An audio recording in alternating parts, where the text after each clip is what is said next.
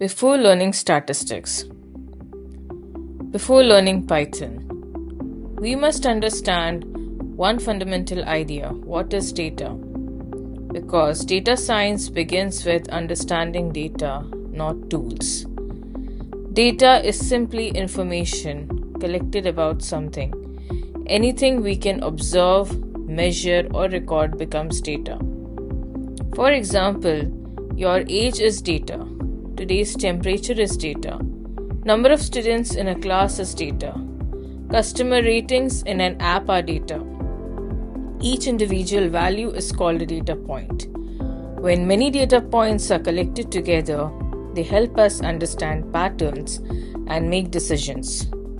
Data helps us describe reality using information. Without data, decisions are based on assumptions. With data, decisions are based on evidence. Hospitals use data to improve patient outcomes. Businesses use data to understand customers. Scientists use data to test ideas. Data transform opinions into measurable insights. But not all data is the same. In data science, we mainly classify data into two categories. Categorical data describes labels or groups. These values represent categories, not quantities.